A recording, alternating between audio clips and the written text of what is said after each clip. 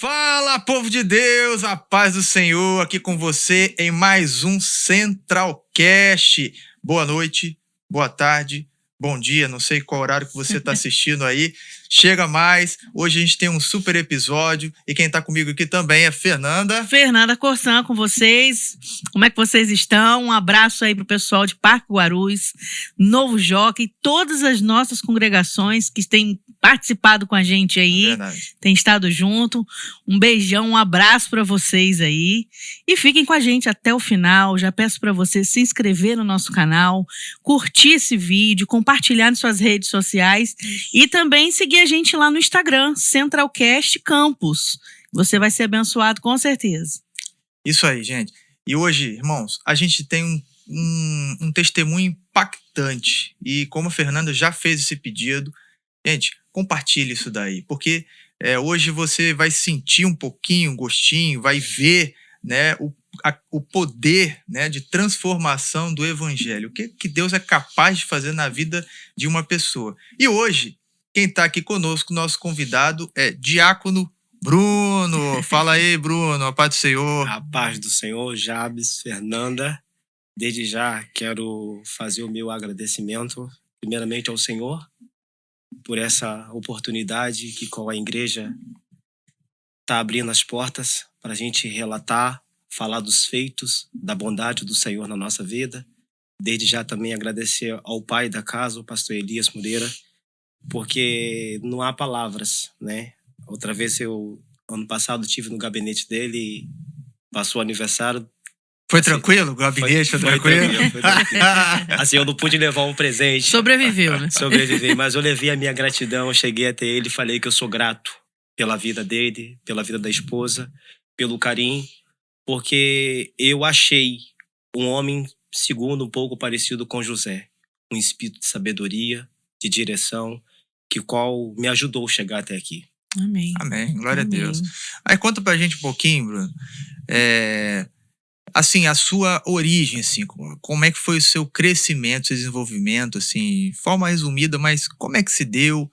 E como é que você foi parar, assim, numa situação tão difícil, né? Compartilha com a gente aí. Falar um pouco disso, né? Um pouco dói na alma, mas engrandece, né, aos feitos do Senhor, por essa bondade, por essa misericórdia.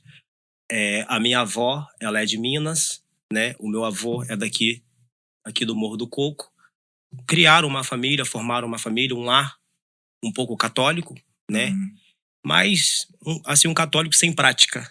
Dizia um católico, meu avô às vezes ia mais à missa, a minha avó às vezes não, e aí formaram uma família, né? Sou filho da Margarete Rosa, tenho 5 tias e um tio, e aí eu, né, cheguei ali, né, nessa família, assim, através da minha mãe, e assim nós começamos assim, ela foi criada aqui no Calabouço, próximo ali o HGG. Você é campista mesmo? Isso, campista. E dali a minha mãe, ela mudou para Lapa, né? Acabou, de fato, comprando um terreno aqui em Campos, né? Aqui de Goitacazes, assim, uma das comunidades chamada Tiragosto. E ali a minha mãe formou, né, uma família ali, criou, né, eu e mais 4 irmãos. E ali foi o começo da minha vida, né? Cresci dentro daquela comunidade, né? E dentro ali fui um garoto muito doutrinado no lar, né? A minha mãe, ela cumpriu um papel de mãe e pai, né? Eu sou lá em casa, nós tivemos um histórico que cada um é filho de um pai, devido mal condutas, mal decisões, até mesmo assim uma vida difícil da minha mãe para tentar sobreviver e sustentar-se a vida. Então ali eu cresci, nasci ali dentro, vivi ali até os meus 18 anos de idade. Né? Até os meus 18 anos. E dentro como a gente fala, às vezes, uma comunidade, às vezes, existem muitas pessoas boas. Tenho relatos, pessoas que foram médicos, saíram de comunidade. Legal. que são jogadores de futebol, saíram de comunidade, mas a comunidade em si é algo que, diante da sociedade, às vezes ela é vista de Maus Mal olhos. vista, né? de maus olhos, porque talvez acha que um filho, às vezes de uma faxineira, talvez não pode fazer uma faculdade bem de medicina, Uhum. às vezes um filho, às vezes bem de uma salgadeira, às vezes não pode ser um médico. Então, há essa, né, situação que a sociedade olha por ser da comunidade, Uhum. né? Às vezes às vezes não morar em um lugar luxuoso, conhecido entre si. É só pelo fato de não estar na comunidade, Sim. né? Sim, Não estando na comunidade, acha que já tem um futuro. corretamente. Aí eu convivi ali dentro da comunidade, né? Agradeço ao Senhor, né, por ter me dado essa família. Mas eu convivi ali e passei situações que provavelmente eu vou ter que revelar algumas coisas, né? Mas aí vai ser para a glória e a honra do nome do Senhor.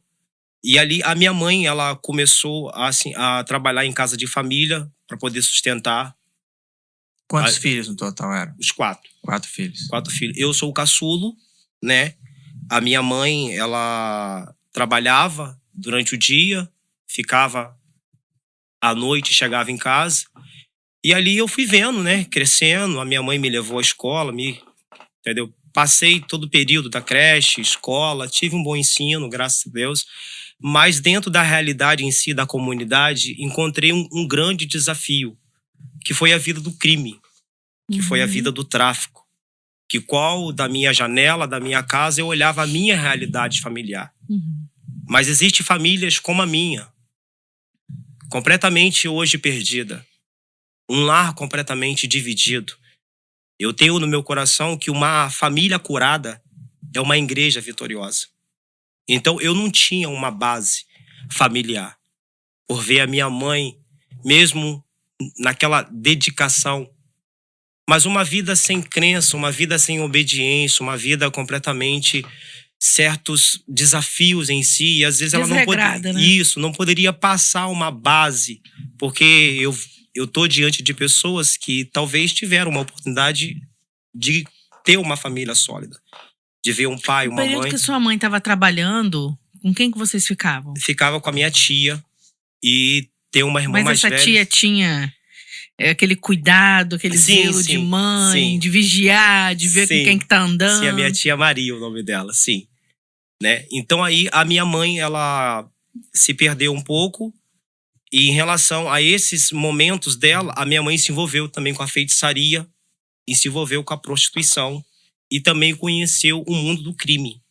Nossa. Dentro da minha família, quando eu ganhei uma certa idade, eu tive na minha casa a minha mãe envolvida com roubo, o meu irmão envolvido com tráfico, a minha irmã envolvida com tráfico e eu.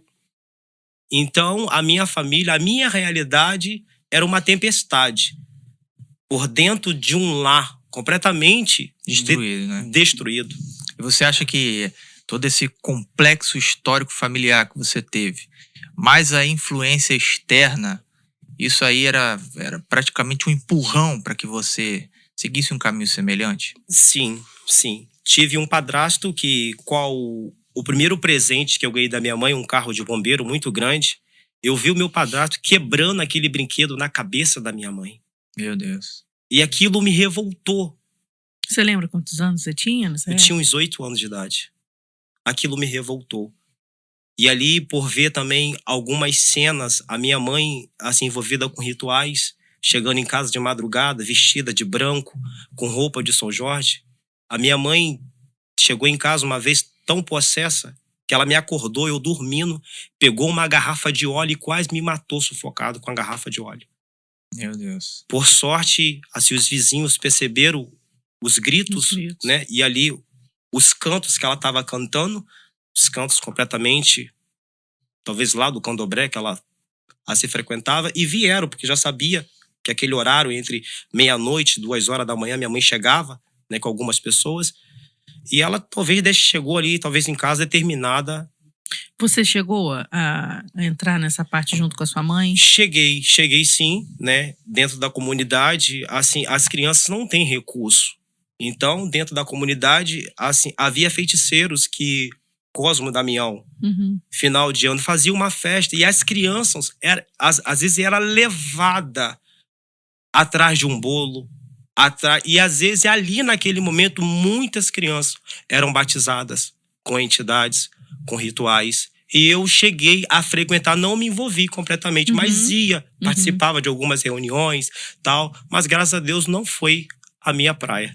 E você começou a se envolver com a questão de, igual você falou, com tráfico. Isso foi o que te motivou? Você, um escape da sua realidade ou uma busca de, querendo ou não, assim, entre aspas, o dinheiro fácil, uma questão de você conseguir ter alguns bens materiais, porque existe uma questão de ostentação nesse meio, né? Sim. E aí, qual foi a sua motivação? Vou mexer com isso por causa do dinheiro? O que foi? Correto. A minha motivação é porque, por ter uma família pobre, humilde, e às vezes quando eu olhava do meu portão, havia um mundo, sim, fora do meu portão. Então, às vezes, eu observava jovens, homens, completamente bem vestido, com ouro. Pra você, um mundo de oportunidades. Sim. Roupa com de carros, marca, né? Tem. motos caríssimas. E a parte, quando eu comecei a sair da minha casa, tomar rumo da rua, eu comecei a trabalhar próximo a um supermercado próximo da minha casa. E ali, 4 amigos de infância, parou uma BMW preta, e aquela BMW era o dono da comunidade. Ele chegou, abordou a gente, falou: olha, eu vejo que vocês estão trabalhando e estão levando sustento para casa de vocês. Permaneça. Sei de onde vocês são, conheço a mãe de vocês, mas, porém, não entre no tráfico. Aí eu falei: por quê você está falando isso com a gente? Ele falou: deixa eu revelar algo a vocês. O jovem que entra para a vida do crime, ele não tem uma bagagem ou uma responsabilidade. Por causa disso, eu mandei matar um jovem com 10 anos, quase 11 anos de idade. E eu me arrependo até hoje disso. Carrego esse peso na minha consciência. E eu falo para vocês não entrar. Aquele homem entrou no carro e saiu. E aquilo revirou a nossa cabeça. E depois dali, infelizmente, querendo ou não, os 4 e mais eu se perdemos na vida. Porque foi um meio de oportunidade, de você ser levado por uma onda de vento. Porque às vezes quem está aqui fora, às vezes se aproxima porque acaba tendo um certo interesse, uma certa visão completamente que não é às vezes revelada. E eu entrei por esse caminho. Entendi. E uma coisa assim, sem muita perspectiva, sem muita esperança, a gente acaba fazendo loucuras, né? Porque você tinha, né? Pelo que você falou, você tinha um trabalho formal já, né? Só que aquilo ali não era suficiente para o que você queria alcançar, para o que você queria viver, porque você se comparava com pessoas que estavam fazendo coisas erradas e tinham um lucro extraordinário, digamos assim. Mas o risco era muito grande. E aí você quis correr esse risco? Sim. Fui pressionado, porque existe uma certa frase, né? Me diga com quem tu anda e eu direi quem tu és. No começo da minha transformação, eu comecei a fumar um cigarro de papel, um jornal na época. Peguei uma folha de jornal, enrolei, acendi e comecei a fumar. E dali entrou o cigarro, do cigarro à maconha, até chegar o crack. Meu Deus, chegou até no crack. Até o crack. E ali eu comecei a vida do tráfico com 11 anos de idade. Jesus amado. Ô Bruno, conta pra gente o que você passou durante todo o período que você estava no tráfico. Algumas experiências ruins que você teve lá. Eu soube que você levou algumas balas achadas por aí, né? Sim, sim. Conta um pouquinho pra gente. Eu até numa data como essa, né? Hoje está numa data, hoje é 1º de agosto, né? Isso aí. Vamos colocar que há 14 anos atrás, nessa mesma data, eu estava me preparando para ir para uma festa chamada São Salvador, Uhum. padroeiro aqui da cidade de Campos. E ali, dentro daquela situação ali, havia marcas na época, né? Uma marca que dominava muito em meio ao tráfico, chamada Ciclone. E a gente ostentava aquela marca. Toda pessoa que andava em meio ao tráfico ostentava cordão, bermuda, e aquilo era que a gente talvez pularia de um prédio, pularia uma cerca para obter um dinheiro para se vestir como aquelas pessoas se vestiam. Mas a experiência dentro do tráfico é que eu pude entender que naquela vida, quando você entra, às vezes não tem volta. E eu pude ver um amigo meu, um jovem de 17 anos, morrer por causa de R$2. Meu Nossa. Deus. Ele trabalhava na vigia, parou um carro e pediu para ele lá dentro pegar uma droga. E ali, não sei qual foi o desenrolar, mas seria uma bucha de 5. Ele pegou uma bucha de 3. O viciado pegou a droga, voltou, procurou o gerente e falou: olha, esse menino aí me deu um golpe.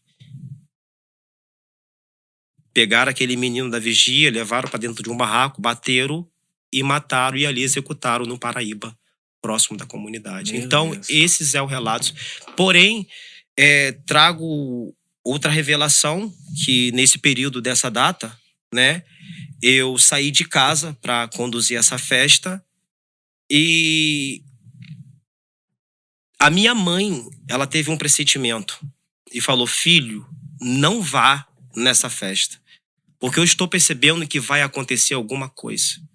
Eu falei: ah, mãe, tudo bem. Mas ela me deu liberdade para eu decidir.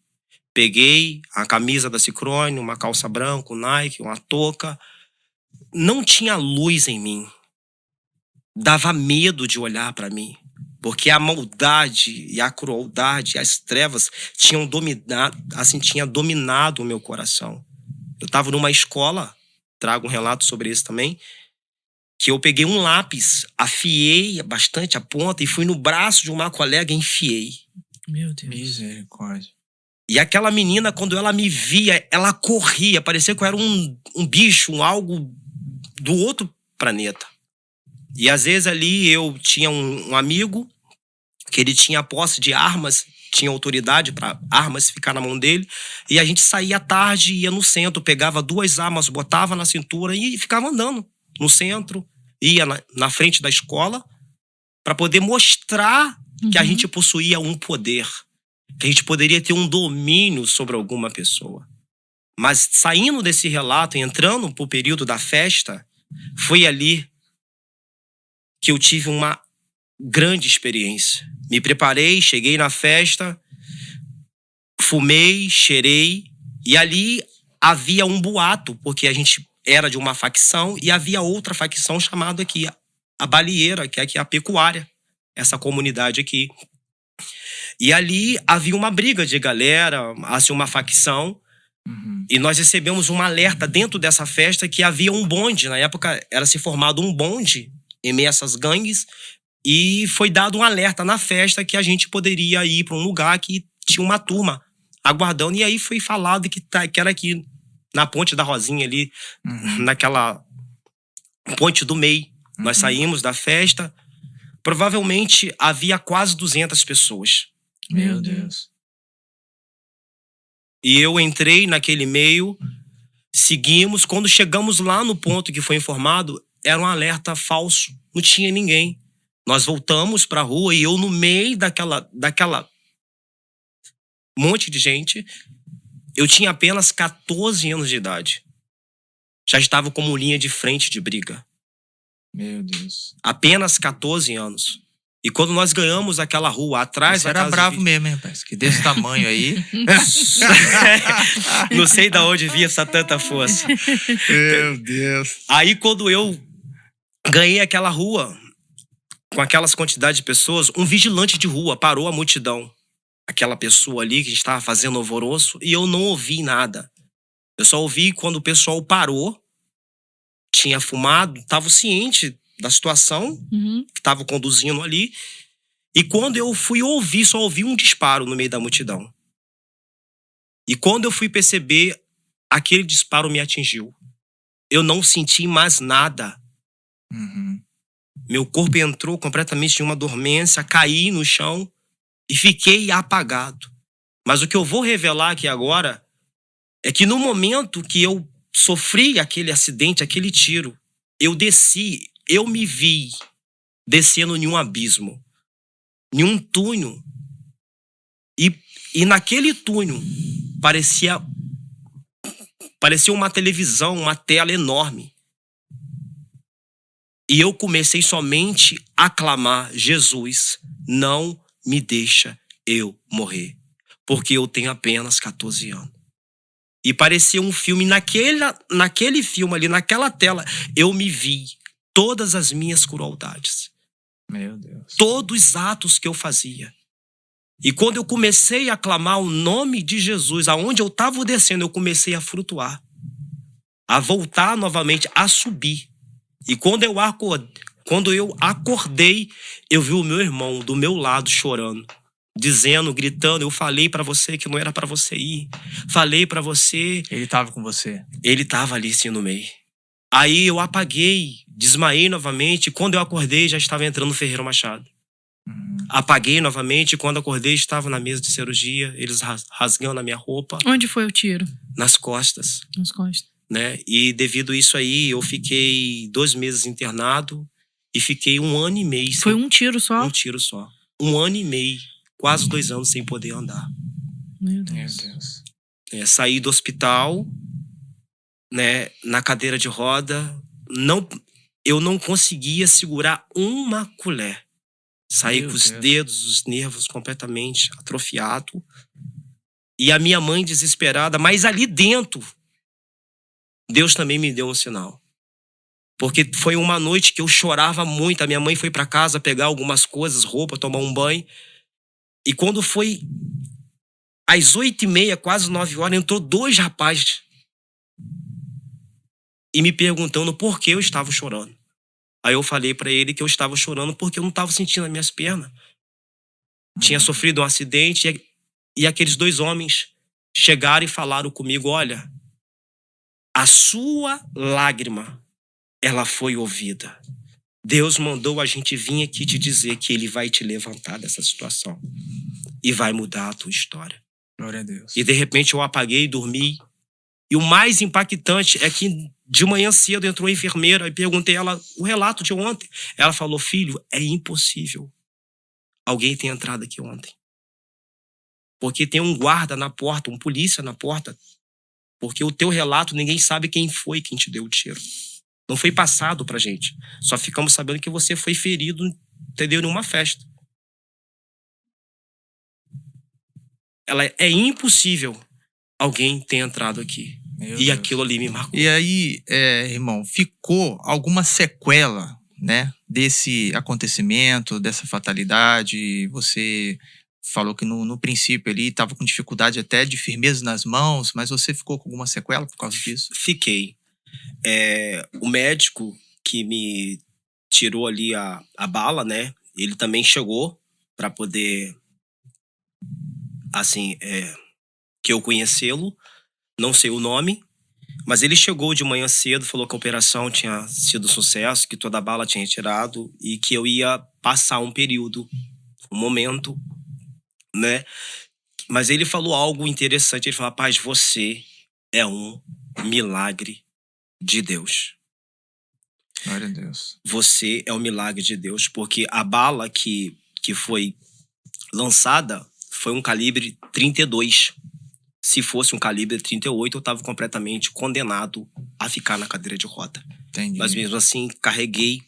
Você correu o risco de ficar Sim, paralítico. sim. Mas ele me deu uma possibilidade de eu voltar a andar. Hoje eu tenho um nervo atrofiado da perna. Por causa do disparo. Por causa do disparo. Manco, né, da perna esquerda. E quando eu cheguei na minha casa, havia um vizinho, Fernando, o nome dele. Hoje ele descansa no Senhor, que todo dia, Quando a minha mãe ia me dar banho, ele saía da casa dele, me pegava no colo, me levava no banheiro, a minha mãe me dava banho, chamava ele novamente, ele me pegava no colo e me colocava na cama.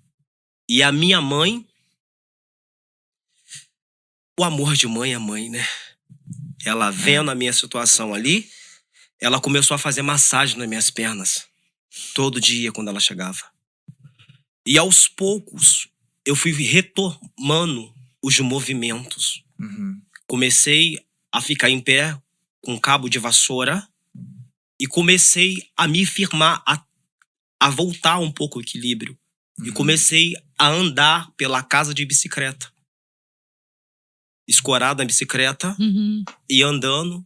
E depois dali... E nesse período, qual daqueles amigos que andava com você foi lá pra te ajudar? Alguns.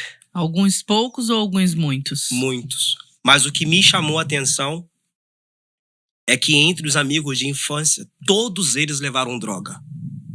Todos eles levaram droga. Só teve um que levou uma banana e uma laranja pra mim. E eu percebi que aquele rapaz era verdadeiramente meu amigo. E ali eu saí, e até ali naquele momento, o inevitável, eu não me converti. Voltei pro tráfico. Fiquei mais 2 anos e meio, mais revoltado ainda. Até chegar o momento da minha conversão. Uhum. E vivendo, como você falou lá no início, né, que a sua mãe tinha um envolvimento com coisas ilícitas, seus irmãos também, né? Em algum momento você viu eles caindo na força da lei?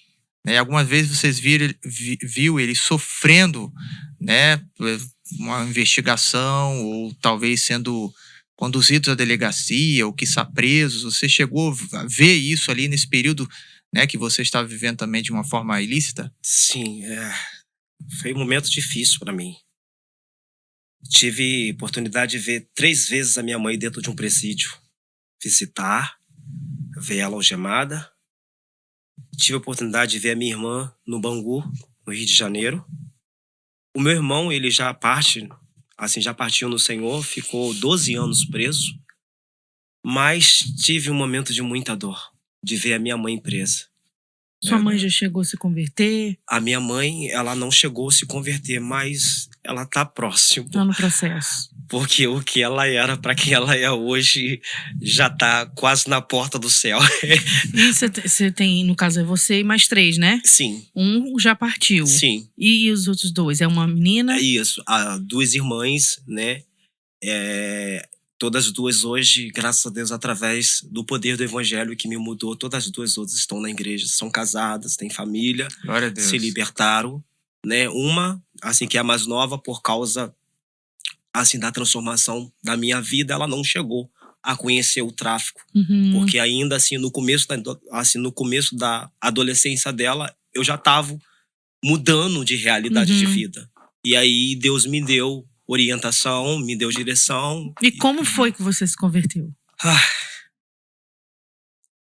A minha conversão foram fases. Que havia um trabalho comunitário na comunidade. Pastor Manuel, da Cononia. Havia um rapaz, né? Pastor Manuel. Ele começou a fazer um trabalho comunitário dentro da comunidade. Fazia um culto. E dava uma sopa após o culto. Maravilha, hein? E aí a gente ia, né? Às vezes os irmãos nem esquentavam. Às vezes levavam um pote. Aí o pastor assim, gente, é um prato, não é um pote. Entendeu? Mas aí começaram, né? Fazer esse trabalho comunitário. E ali, numa noite, eu cheguei, participei, peguei a sopa, ouvi a palavra e o pastor Manuel, ele me abordou. O interessante que ele chegou pra mim e falou, jovem, tudo bem? Jesus te ama. Eu falei, amém, pastor. Eu quero te fazer um desafio. Eu falei, olha, você nem me conhece, rapaz. Você nem sabe qual é a minha vida. Você quer fazer desafio a mim? Eu falei, eu quero. Ele falou, quero. Eu quero ver você lá na minha igreja. Eu falei, tá, tudo bem. Quando? Domingo. Beleza.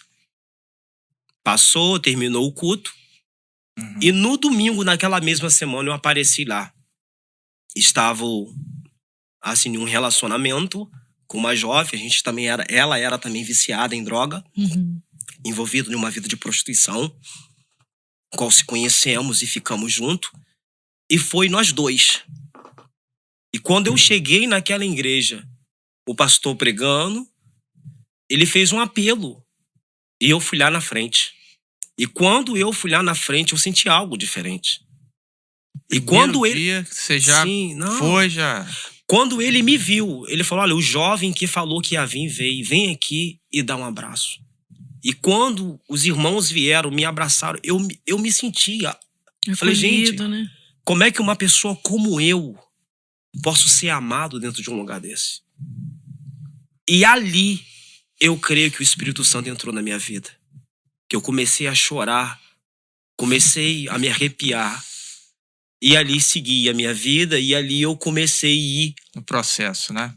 Ir devagarzinho a alguns cultos. Assim, a minha companheira chegou um período que ela não se firmou, e eu decidi, que eu percebi que ela talvez não estava naquele momento preparada. Eu falei, olha, eu não posso continuar. Então, diante disso, eu quero dar um fim nesse relacionamento. Você já usava crack nesse período? Não. Porque o pessoal, assim, quem a gente conhece, né, que chega a usar o crack, diz que não consegue mais sair. Só se for com aquele processo de desintoxicação, Sim. de ficar internado e tal. Sim. Você conseguiu a libertação completa? Consegui, porque até aí eu era mais usuário de maconha e cocaína. Porque, assim, eram as drogas que dominavam dentro da comunidade. O crack chegou depois, porque havia ordem, né, de lá, do tráfico, que a gente não trabalhava com crack. Porque o tráfico, o crack era algo destruidor. Então, o dono e a gerência, o pessoal da comunidade segurava. Às vezes até tinha, mas não vendia. Então eu fui mais usuário da maconha e da cocaína. Mas cheguei a conhecer o crack, não me adaptei. Percebi que a onda era pesada. O negócio era muito complicado. Eu vi amigos que entravam e não conseguia. Eu cheguei em um ponto que eu vendi uma bermuda por R$5 para fumar uma pedra de crack. Eu falei, isso não é para mim. Que bom que você teve essa consciência ainda, né? Conseguiu... Essa lucidez, né? Essa lucidez.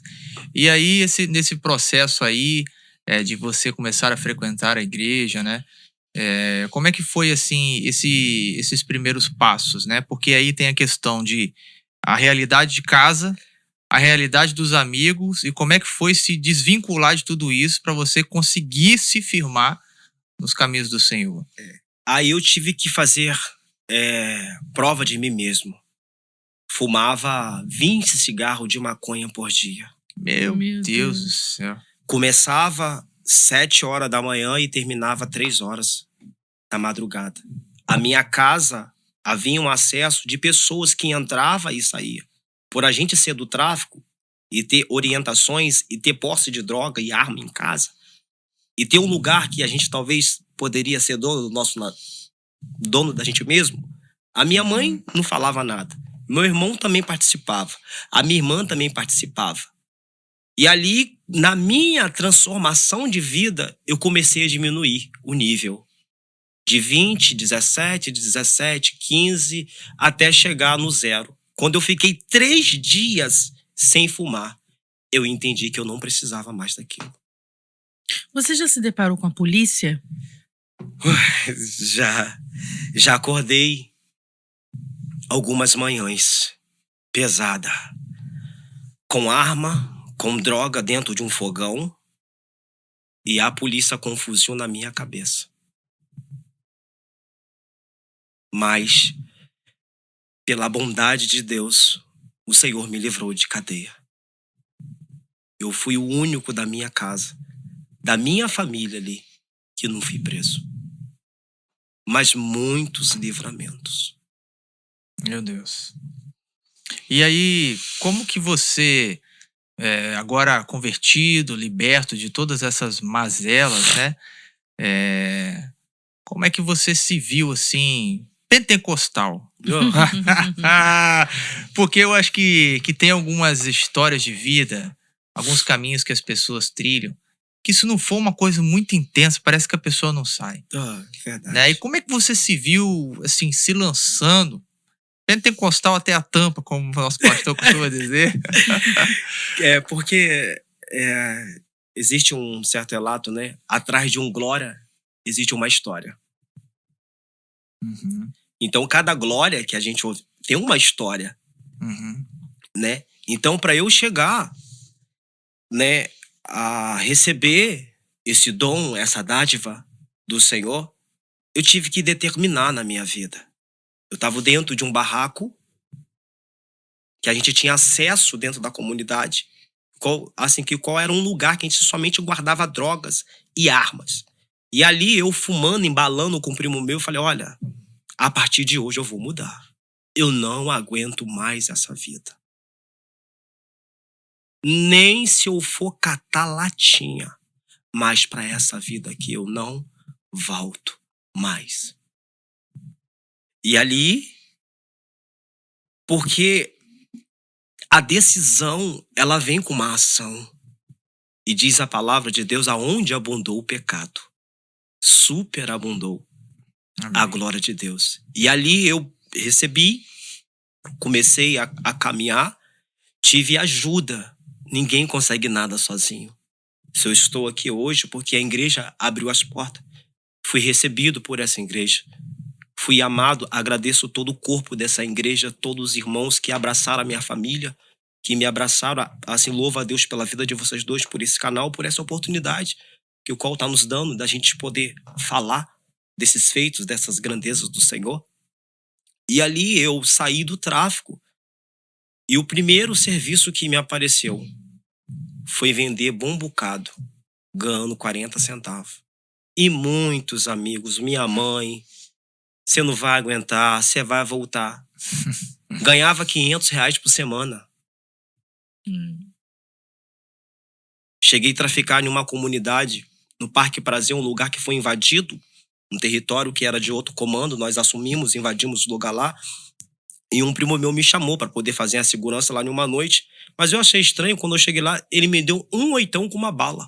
E falou, você tem que ficar nesse beco aqui até de manhã. Eu falei, rapaz, isso aqui é um laço. Você só pode. Meu Deus. E fiquei ali a madrugada toda. E percebi que alguma coisa ia acontecer comigo. Mas por graça e bondade, Deus ele não permitiu que acontecesse. Aí de manhã cedo eu peguei e falei, olha, não quero mais nada, fica aqui que eu tô voltando.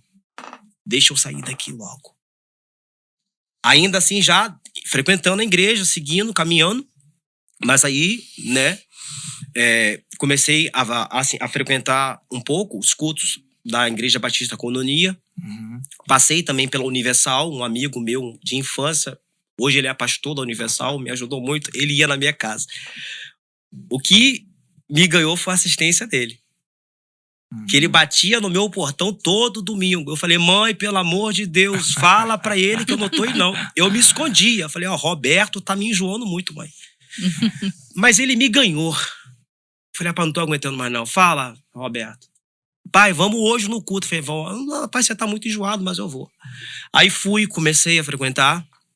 Fui membro também da igreja CMA, né? Me converti, me batizei na CMA, e quando eu cheguei na CMA eu encontrei um amigo, que é o Jimmy, que era um amigo que eu conhecia somente pelas rádios. Tinha uma rádio de funk na época, que eu falava, fulano da Lapa, fulano da Lapa. E quando eu cheguei na igreja, eu falei, você que é o cara? Aí ele foi lá, me abraçou, me orientou. Ele fez um discipulado comigo, e ali fiquei 12 anos, né? Até chegar até essa igreja, qual fui, assim, vim trazido aí pelo vento do Espírito Santo. E hoje estamos aqui somando com Dá essa uma obra. glória com nós. Com glória. Bruno, é que assim, você estava falando que atrás de um glória tem uma história, né? Correto. Certa vez a gente estava ministrando em uma igreja e a gente achando meio estranho que tinha um homem, não Sim. era um senhor, mas também não era um jovem, né? Em torno aí de seus 45 anos, eu acho. E ele ficava nas primeiras, não sei se era a primeira ou segunda fileira, ele ficava ali bem logo na frente e ele soltava beijo pra cima. Meu Deus. E a gente, assim, gente, esse homem, como assim, né? E aí a gente foi entender que depois ele falou, às vezes muitas pessoas me criticam pela forma de eu adorar, ou pelas vezes que eu falo, que eu solto beijo pra Jesus, que eu fico mandando beijo pra ele, mas é porque eu sei de onde ele me tirou. E aí a gente às vezes começa a entender, quando muitas vezes, muitas pessoas acabam criticando, porque o irmão às vezes fala muito alto, Aleluia. porque o irmão às vezes grita, mas só ele sabe de onde te tirou. É verdade. E ele recebe. Eu fico emocionada porque a gente não conhece o que tem por trás das pessoas. Sim. As histórias que elas carregam, né? As marcas que elas carregam. E às vezes a gente tem aquele preconceito da gente julgar a pessoa sem conhecer. Verdade. E a gente vendo, ouvindo a história, a gente consegue entender um pouco. Entenda a minha palavra, jamais estaria ofendendo assim um pouco do desespero, entre aspas, né? Que o irmão fica no culto, glória, glória, glória, parece que fica querendo expressar de alguma forma ali, e a gente hoje consegue entender um pouquinho disso. Sim, é como, né, Jesus esteve com aquela mulher, Madalena, e falou que com Simão, né? Quanto mais perdoado, mais é amado. O que me transformou foi que o amor de Deus me constrangeu. Eu achei amor em Jesus. Eu achei amor, vi amor em Deus. E o amor dele me transformou, o amor dele me mudou, o amor dele é libertador. Porque foi para isso que ele morreu, foi para isso que ele veio. Então, até mesmo essa semana, domingo eu não pude comparecer na escola dominical. Uma prima da minha esposa perdeu uma filha. E eu não queria ir em velório. Saí daqui no sábado, no congresso de mulheres. Cheguei, não conta comigo amanhã não. Amanhã eu vou para a escola dominical. Aí de manhã cedo. A nossa vida, se viver só em prol da gente, tem alguma coisa errada. Tem que viver em prol de alguém. E eu cheguei, orei de manhã cedo, o Espírito Santo vai, leva a sua esposa. Passei lá, peguei minha sogra, fui. Participamos ali do velório, demos os nossos sentimentos à mãe e fomos no cemitério do Caju. Entramos, deixei o carro na frente e quando eu passei, a minha esposa seguiu com a mãe, o cortejo também passou. E quando eu cheguei dentro daquele cemitério, um menino de 11 anos de idade e a avó limpando um sepulcro. Limpando. Ela, oi, bom dia, tudo bem? Ela falou assim, por acaso você tem alguma moeda? Eu falei, olha, senhora, eu não tenho. Mas se a senhora quiser, eu posso te dar algo maior do que a moeda. Ela, sim. A senhora crê em Jesus? Creio. Eu sou católica. Eu falei, sim, eu também sou católico. Católico significa universal. Todos nós somos católicos. Mas a senhora crê em Jesus? Creio. Eu falei, amém, Deus abençoe a senhora. E segui. Quando eu estava saindo dela, ela falou, ei, você pode orar por nós? Eu falei, sim, vamos orar. Orei com ela. E quando eu terminei a oração, eu falei com ela, senhora, confessa Jesus como seu Senhor e Salvador? Ela, eu confesso. E ali fez a oração de confissão para ela e o filho. E quando eu saí, ela falou, jovem, obrigado pela oração. Aí eu falei, que vida é essa? Que quem levava a morte, hoje traz vida. É a transformação, né? O poder do evangelho, né? De tirar uma pessoa, não importa o lamaçal que esteja, né? Mas a capacidade que Deus tem de tirar essas pessoas, de transformar, de fazer essas pessoas limpas, né? E agora, né, transbordar, né? E ser um canal de vida, né? De bênção para outras Sim. pessoas. Sim. Eu queria perguntar a você sobre o mistério do Jesus. Jesus. Porque é tão bom glorificar, né, Bruno? É tão meu bom ser amado por Deus, e às vezes a gente consegue Jesus, rapaz, que coisa ali. Gente, eu estou diante de 2 ministros, porque sem uma adoração a gente não sente a presença. Então, os 2 ministros, né, que são instrumentos na casa do Senhor, Amém. que qual a manifestação de Deus tem sido presente na casa. É verdade. E o Jesus, pastor Sebastião, eu levantei de madrugada um compromisso de oração e achei uma das pregações ao vivo dele, assim, uma igreja na África, qual o fuso horário é diferente daqui, né? E eu vi, assim, a ministração. Paulo falou assim, olha, sejam os meus imitadores, assim como eu fui de Cristo. Aí aquilo entrou no meu coração e estamos nessa graça aí da bondade de Deus. Maravilha, maravilha. Não importa a língua, importa Não, o que tá... Que bacana. E hoje você, né, é consagrada diácono, Sim. né? Antes trabalhava pro tráfico, hoje trabalho pro Senhor. Amém. Olha que coisa maravilhosa. Amém. Eu fiquei muito feliz pela conversa, pelo bate-papo. Eu creio que tenha sido até esclarecedor, né, verdade? Mas foi muito bom, assim, ver a sua história e ver o impacto do evangelho, né? Sim. E eu queria que você desse uma mensagem, olhasse para essa câmera aqui, porque talvez tenha alguém assistindo esse episódio aqui e falou assim, mas fez na vida dele, mas eu não acho que seja possível Deus transformar a minha vida.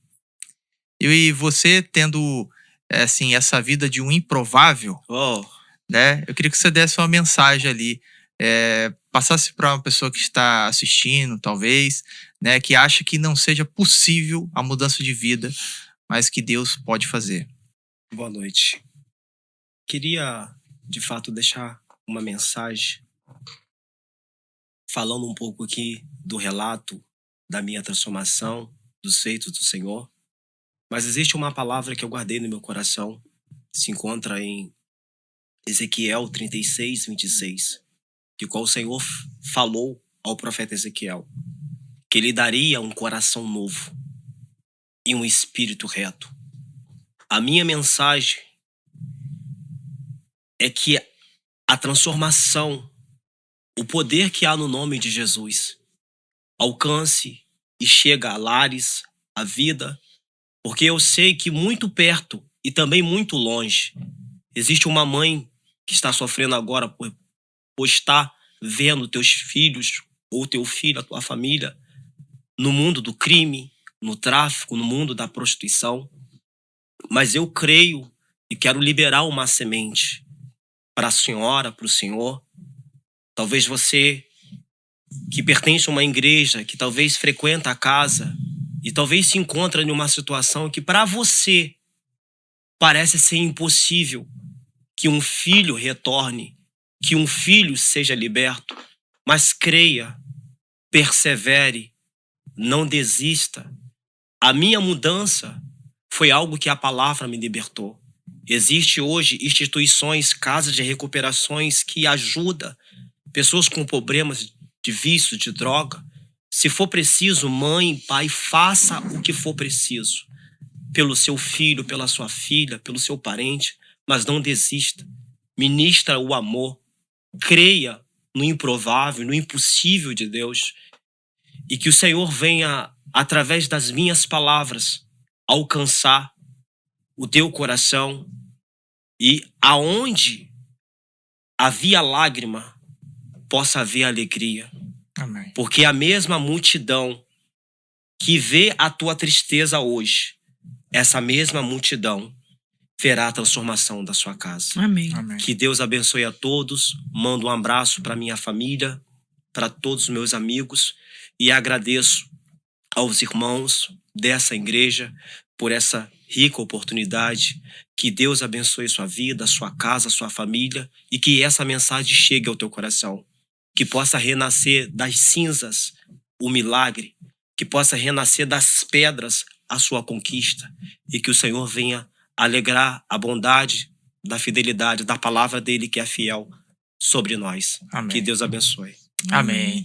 Gente, é isso aí. Nós estamos aqui chegando ao final, né? E eu creio que foi uma história impactante, né? E eu quero te agradecer, você que chegou até o final desse vídeo aqui, né? Verdade. Deixa o seu comentário aí, dê um like, compartilhe, né? Porque experiências assim, elas são boas que dão uma chacoalhada, né? E eu quero agradecer muito ao Diácono obrigado. Bruno por ter vindo aqui, compartilhado sua história conosco, né? Eu creio que foi algo impactante, né? Tô usando essa palavra demais aqui, mas eu acho que Realmente impactante. resume bem aí, tá bom? Deus abençoe vocês.